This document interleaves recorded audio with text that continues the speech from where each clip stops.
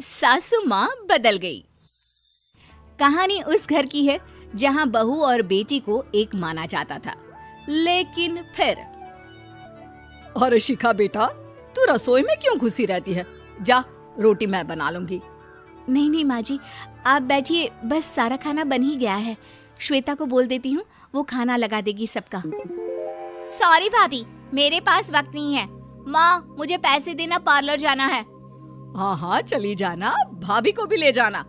वो भी जाने को बोल रही थी पार्लर, पर पहले ना मदद कर दे उसके खाना लगाने में। देख माँ, वो बहू है, उसे बहू रहने देना, इतना सर पर मत चढ़ा भाभी को। श्वेता, ज्यादा मत बोला कर। बहू और बेटी में कोई फर्क नहीं होता है। जा जाकर काम कर। ननद को माँ का भाभी से इस तरह प्यार करना बिल्कुल अच्छा नहीं लगता। वो बार बार किसी न किसी तरह माँ को भाभी के खिलाफ भड़काती रहती, लेकिन कोई फायदा ना होता। एक रोज, अरे बेटे किशन, जा बहू को कहीं घुमा कर ला, सारा दिन घर में काम करती रहती है। हाँ हाँ माँ, हम लोग जा रहे हैं ना गोवा। अच्छा जी, भाभी ने तो हमें बताया भी नहीं। वैसे तो सारी पंचायत करती है, ये गोवा वाली बात क्यों छुपा गई हमसे? अरे क्योंकि उसे खुद नहीं पता था बहन। मुझे टिकट सस्ती मिल रही थी तो मैंने बुक कर दिया। हाँ शिखा, पैकिंग कर ले, संडे हम जा रहे हैं गोवा। दोपहर में शिखा पैकिंग कर रही थी कि सास आ जाती है। ये क्या बहू, साड़ियाँ? अरे गोवा जा रही है घूमने या फिर शादी में मायके हैं? माँ जी, ऐसा कुछ है ही नहीं, समझ में नहीं आ रहा क्या रखूं कपड़े में। अरे तेरी और श्वेता की साइज तो एक ही है, उसके कुछ मॉडर्न कपड़े ले ले, आकर लौटा देना। हाँ माँ जी, ये ठीक रहेगा। शिखा श्वेता के पास जाती है और उससे कपड़े मांगती है। ना जी ना, मैं अपने कपड़े ना दूं, वैसे भी फैल जाएंगे मेरे कपड़े, बहुत महंगे वाले हैं। शिखा मुंह लटकाकर कमरे में आ जाती है तो सास कहती है, चल तैयार हो जा, तुझे मैं शॉपिंग करा कर लाती हूँ गोवा की। बस फिर क्या था, सास बहू निकल जाते हैं मार्केट और एक से बढ़कर एक ड्रेस खरीद कर घर आते हैं। पहले बता देती कि नए कपड़े दिलाने वाली है भाभी को, तो मैं अपने ही दे देती ना भाभी को, मुझे दिला देती नए कपड़े। देख श्वेता, परिवार का मतलब सबके साथ रहना होता है, ना कि सिर्फ अपना सोचना। वैसे भी तुझे अच्छे संस्कार सीखने चाहिए। और रही बात कपड़ों की, तो शिखा, आज से घर पर भी तू मॉडर्न कपड़े ही पहनेगी। कोई जरूरत नहीं है ये साड़ी वाड़ी लपेटने की। अब क्या था, घर पर श्वेता और शिखा एक जैसे रहते। एक बार पड़ोसन आती है। अरे बेटा, अपनी माँ को तो बुलाना जरा, बात करनी है। शिखा सास को बताती है और रसोई में चली जाती है। ये आपकी बेटी बहुत बड़ी हो गई है, इसके लिए एक रिश्ता है, कहो तो बता दूं। ये बेटी नहीं बहू है, घर में सब एक जैसा ही रहता है। वैसे मेरी बेटी भी बड़ी हो गई है, कोई रिश्ता हो तो जरूर बताना। पड़ोसन रिश्ता लेकर उन लोगों के घर आती है। तब श्वेता की होने वाली सास कहती है, तो ये घर है, कितने मंजिल का है? और ये बहू ने आपकी क्या पहन रखा है, जीन्स टॉप? अरे भाई, साड़ी वाड़ी नहीं है क्या इसके पास? देखिए, सर्दी है तो साड़ी में बहू कैसे मैनेज करती, वैसे पहनती है साड़ी भी।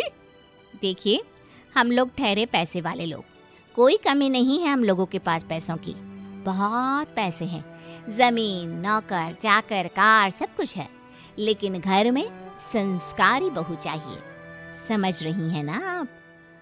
सास कुछ कहती कि श्वेता बोल पड़ती है, हाय रे, नौकर चाकर से लेकर जमीन, कार, पैसा, हाँ हाँ, मुझे रिश्ता मंजूर है, मंजूर है मुझे। अरे रुक जा श्वेता, मैं बात कर रही हूँ ना। देखिए, हम लोगों के घर इतनी आजादी नहीं मिलेगी। अरे हाँ कर देना माँ, हाँ कर दे जल्दी से। सास क्या करती, बेटी की शादी ऐसे घर में कर देती है जहाँ ना उनके विचार मिलते हैं और ना ही आचार। शादी के बाद एक रोज फोन पर, श्वेता बेटा, एक बार घर आ जा, बहुत दिल करता है तुझे देखने का।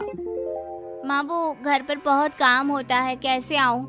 बड़ा घर है, लेकिन आने जाने वालों की लाइन ही लगी रहती है। बेटा मैं तो जानती थी उस घर का हाल, लेकिन तू ही नहीं मान रही थी। माँ देख, हर घर का यही हाल है। तेरी बेटी को यहाँ घूंघट हटाने की परमिशन नहीं है और एक तरफ भाभी स्कर्ट पहनकर घूम रही है। बेटा मुझे क्या पता था कि मेरी बेटी को ससुराल के नाम पर पिंजरा मिल जाएगा। अच्छा माँ, फोन रखती हूँ, सास को गर्मा गर्म रोटी खिलानी है। तुम लोगों की तरह नहीं कि एक रोटी बनाओ, एक सब्जी बनाओ, फिर सारा दिन फ्री होकर घूमो। सास फोन तो रख देती है, लेकिन सोच में पड़ जाती है कि एक तरफ बेटी जिसे कोई आजादी नहीं, वहीं दूसरी तरफ बहू जिसे देखकर लगता ही नहीं कि उसकी शादी भी हुई है। अगले रोज। शिखा, अरे ओ शिखा। हाँ माँ, क्या हुआ? कुछ चाहिए आपको? मैं जिम जा रही थी।